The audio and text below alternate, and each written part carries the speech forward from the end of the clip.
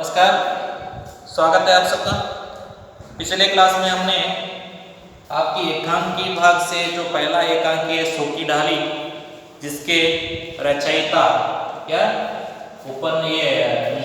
एकांकीकार उपेंद्र नाथ जी, उनका परिचय हमने देखा। एकांकी का थोड़ा सार देखा, पात्र परिचय देखा। अभी मैं यहाँ पे पात्र नहीं लिखने वाला हूँ, सीधे सीधे आपको बोलता हुआ जाऊंगा। दो पात्र आते हैं, उनके बारे में उतना ही मैं लिखते जाऊंगा। अभी जो पात्र आए हुए हैं वो है बड़ी बहू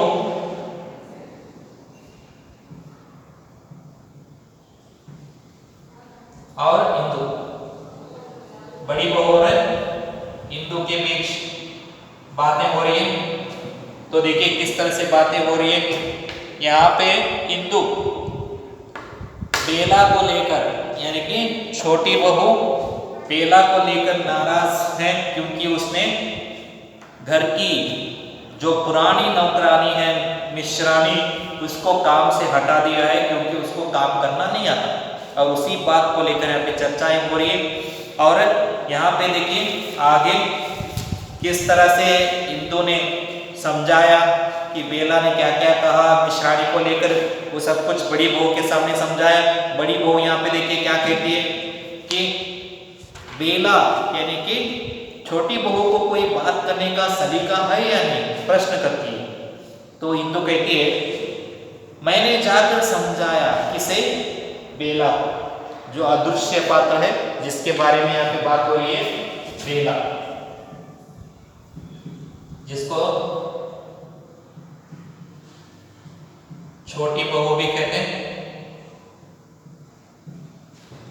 इसको समझाया किसने? इंदु ने, कि भाभी मिश्रानी 10 साल से काम कर रही है। यहाँ पे काम वो पूरी तरह से अच्छा करती है, घर भर की सारी सफाई करती है, बर्तन मलती है, कपड़े धोती है। ये सब छोड़कर ऐसा कौन सा काम है जो आपका ये नहीं कर सकते? पूछती है जो इसने नहीं कर सकती। समझाई कि भाभी नौकर से काम लेने की भी तमीज होनी चाहिए। तो भाभी ने क्या कहा यहाँ पे? भाभी उसकी इंदु की बातें नहीं समझी और बोली नौकर से काम लेने की भी तमीज होनी चाहिए। तो बड़ी बहू देखिए, हाँ ठीक से समझाया तुमने, और क्या अच्छा किया समझाया। इंदु झट से बोली वह तमीज तो बस आप लोगों को रखिए। जो तमीज आप कह रहे हैं ना, नौकरों को काम में लेने का या नौकरों को काम करवाने का तमीज होना चाहिए, वो तमीज मुझे नहीं चाहिए। फटाक से इसको बोल दिया बेला ने। मैंने कहा तुम तो लड़ते हो। किसने कहा? इंदु। किससे? बेला से, कि आप तो लड़ने पर तुले गए। मैं सिर्फ यह कहना चाहती थी कि नौकर से काम लेने का भी कोई ढंग होता है। इस पर तुनक कर बोली। तो यहाँ पे इंदु फिर एक बार समझाती है, मैं तो कुछ लड़ाई नहीं करना चाहती, मैं इतना ही समझाना चाहती हूँ कि नौकर से कुछ ढंग से बात करो, कुछ काम करवाना है तो कोई ढंग होता है। तो आगे वो एकदम से भड़क गई और बोली वह ढंग मुझे नहीं आता, मैंने नौकर जो यही आकर देखे है। तुम मुझे ऐसे समझा रही हो कि मैंने नौकर यही आकर देखी है। कौन बोल रहा है? बेला बोल रही है। किससे? इंदु से। तुम ऐसे मुझे समझा रही नौकर से काम लेने का ढंग है कि चार मानो जैसे मैंने नौकर यहीं पे आकर देखे हैं। ये घमंडी है, बेला के अंदर है थोड़ा घमंडी है जो ऐसा बोल रहा है। फिर कहने लगी काम लेने का ढंग उसे आता है जिससे काम की परख हो। अगर काम लेने के बारे में सोच रहे ना, वो लेता है जिसको काम लेने का परख हो। इंदु कह रही है आपको तो काम का कुछ भी ध्यान ही नहीं है, तो आप इसको कैसे समझाएंगे और कैसे काम करवाएंगी? हैं? सुबह शाम झाड़ू देने मात्र से कमरा साफ नहीं होता। उसकी बनावट सजावट भी कोई चीज है। न जाने तुम लोग किस तरह इन फूहड़ नौकरों से गुजारा कर लेती हो। मेरे मायके में तो ऐसे गवार मिश्रानी 2 दिन भी नहीं ठहरती, मैं उसे निकाल देती। यहाँ पे देखिए बेला आगे बढ़कर बोल रही है काम लेने का ढंग। क्या कह रही है? काम लेने का ढंग उनको आता है जिनको काम के बारे में ज्यादा जानकारी नहीं। मुझे ऐसी जानकारी रखने की आवश्यकता नहीं है। मैं जानती हूँ सिर्फ साफ सफाई, ऊपर से साफ सफाई कर लेने से घर साफ सफाई नहीं हो जाती। उसको साफ सुथरा रखने का कोई अलग तरीका भी है। और यहाँ पे मैं बता दूं कि आप लोग शायद ऐसे क्या कहती है फूहड़ यानी कि बेकार नौकरों से काम चलाते होंगे, लेकिन मैं नहीं। मेरे अगर मायके में ऐसे नौकर यानी कि ऐसी मिश्रानी होती तो मैं 2 दिन में ही उसको निकाल देती, या वो खुद निकाल देते मेरे मायके वाले। वहां पे ऐसी मिश्रानी नहीं कहके बेला हिंदू से कहती है। बड़ी बहू कही उसने ये सब बातें, इतना सब कुछ बोला उसने, आश्चर्यचकित हो, क्योंकि औरतों की काम क्या है एक दूसरे के खबर रखना, और यहाँ पे वही हो रहा है हिंदू।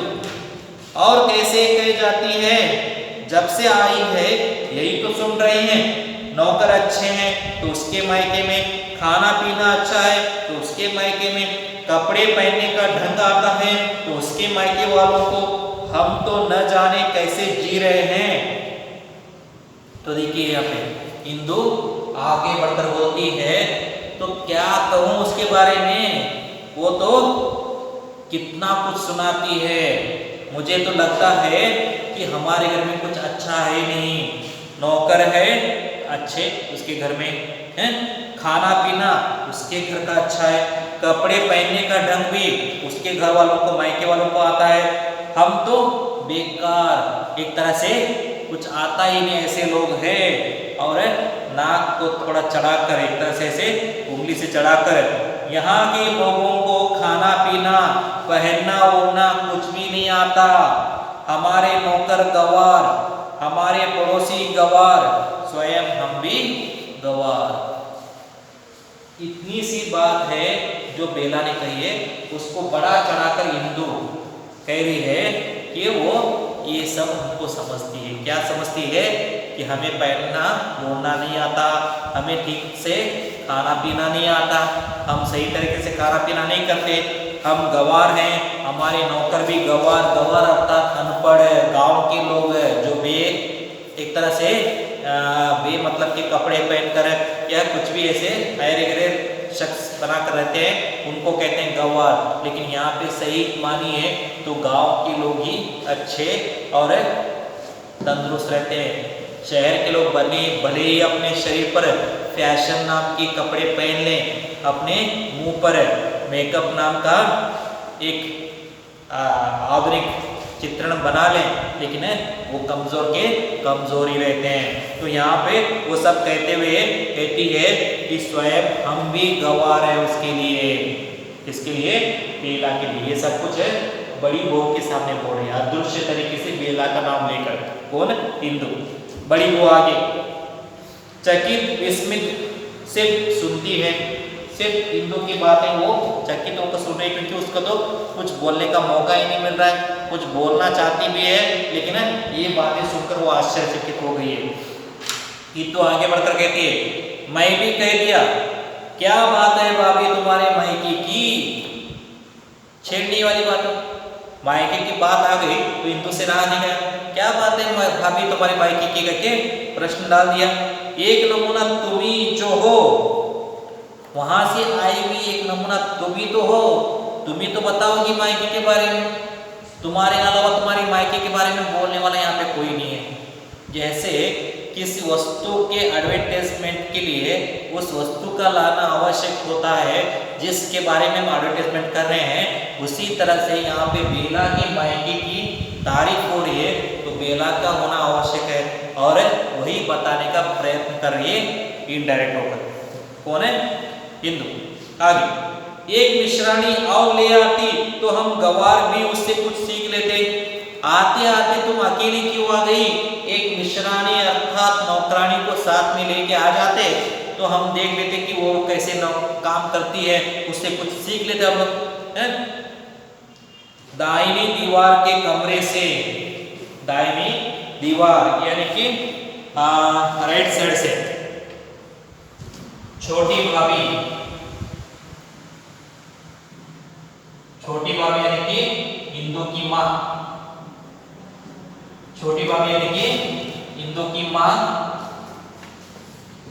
और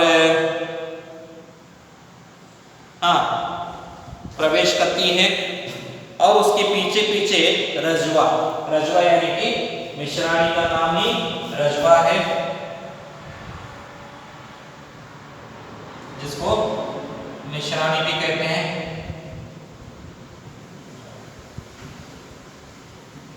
मिश्रानी का नाम ही रजवा है। तो छोटी बहू, छोटी भाभी के पीछे पीछे रजवा भी आती है। तो बैठक में जहाँ पे इंदु और बड़ी भाभी बैठे हुए हैं, सॉरी बड़ी बहू बैठे हैं, वहीं पे आती है छोटी भाभी। क्यों इंदु बेटी, क्या बात हुई? ये रजवा रो रही है, कोई कड़वी बात कह दिया क्या छोटी बहू ने? आखिर बहू ठहरी इसकी, बेला एक लौती बहू है, तो सास तो कभी अपनी बहू को छोड़ के देते नहीं। तो यहाँ पे रजवा के साथ आई है और इंदु से पूछ रही है कि क्या बात हो गई कि रजवा रो रही है, कुछ कड़वी बातें बोल दिया क्या छोटी बहू ने? कह के इंदु से पूछ रही है। इंदु मीठी वे कब कहती है जो आज कड़वी बोलेंगी? बेला यानी कि छोटी बहू इसके लिए भाभी के समान है, वो मीठा कब बोलती हैं जो आज कड़वी बोलेंगे? वो तो हमेशा कड़वी बातें सुनाती हैं। कड़वी बातें यानी कि कठोर बातें, जिससे किसी का अपमान हो उसको हम कहते हैं कड़वी बातें। जिसको ग्रहण करने से हम कतराते हैं, सुनने से कतराते हैं, वो हम कड़वी कहते हैं। कड़वापन यानी कि मिठास को मीठा कहते हैं, कड़वापन को कड़वी कहते हैं। तो ऐसे बातों में भी होता है। छोटी भाभी, यह आज तुम कैसी जली कटी बातें कर रही हो? छोटी बहू से झगड़ा हो गया है क्या? ये माँ बेटी का रिश्ता देखिए, बेटी के ऐसे बातों से माँ नाराज हो गई और बेटी को समझा रही है कि तुम कैसी बातें कर रहे हो, ये ऐसी बातें कैसे कर रही हो? क्या बेला से तुम्हारा झगड़ा हो गया है क्या? छोटी बहू से कोई झगड़ा हो गया है क्या? रजवा आगे रोते हुए बोलती है, माँ जी आज उन्होंने बरबस मुझे काम से हटा दिया। इतने बरस हो गए आपकी सेवा करते, कभी किसी ने इस प्रकार अनादर न किया था। मुझे तो माँ जी आप अपने पास ही रखिए, मैं आज से उनका काम नहीं करूँगी।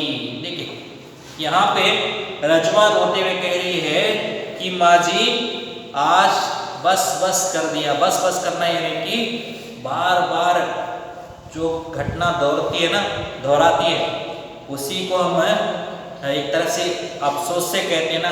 कुछ लोग अगर समझ लीजिए छोटे बच्चे बार बार कुछ गलतियां करना हो या कुछ तोड़फोड़ करना हो या सताना हो, उस पर आने वाली कहावत ही बस बस करना, अर्थात एक तरह से ज़्यादा हो गया है।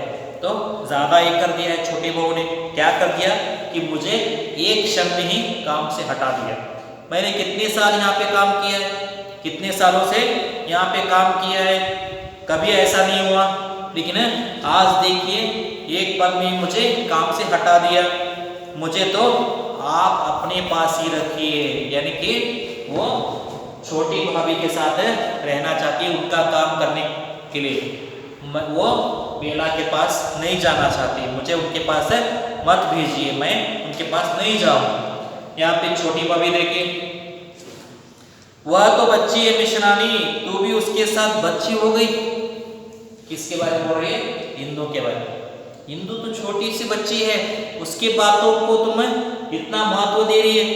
बेला एक तरह से जो भी कह रही है सही कह रही होगी कहकर मिश्रानी को समझाने का प्रयत्न कर रही है। और ये भी कह रही है ये भी छोटी है, सबसे छोटी बहू है। और उसकी बातें इतना दिल पे क्या ले रहा इंदु। यहाँ पे इंदु को बहुत गुस्सा आता है क्योंकि उसको छोटा कहा वो मान्य है, लेकिन यहाँ पे बेला को छोटी कहा वो उसको सहन नहीं हुआ और आगे बढ़कर एकदम से नाराज होकर कहती है जी हाँ बच्ची है, रोटी को चोची कहती है। वो छेड़ती है अपने माँ के सामने खड़े होकर इसको बुरा भला कहती है। हाँ वो तो बच्ची है, उसको तो पता ही नहीं कि रोटी क्या है, वो रोटी को चोची कहती है, अर्थात रो की जगह चो लगाना है। उसे तो बात ही करनी नहीं आती, उसे बात करना नहीं आता, वो तो बच्ची है। क्रोध से अपने मायके के सामने तो किसी को कुछ समझती ही नहीं। और गज भर की जबान, गज भर की जबान यानी कि गज हम कहते हैं हाथी को, और हाथी की सूंड जो होती है ना लंबी, ऐसी लंबी जबान है उसकी, इतना सारा वो बातें करती है और खुद अपने मायके के सामने हमें कुछ नहीं समझती। तो यहाँ पे मैं रोकता हूँ अपने आप को क्योंकि बहुत ज़्यादा हो गया है। धीरे धीरे हम इसको आगे बढ़ाते हुए जाएंगे। इंदु की बात पर बड़ी बहू किस तरह से, यानी कि इंदु की बड़ी भाभी किस तरह से रिएक्शन देती है और इंदु की माँ छोटी भाभी क्या देती है, रजुआ की बातें, सब हम धीरे धीरे देखते हुए जाएंगे। बहुत बड़ी नाटक है, 10 से 15 क्लासेस तो ये आराम से हो जाएगा रेगुलर में। देखेंगे यहाँ पे कितना होता है। ठीक है, तो कल मिलते हैं, धन्यवाद।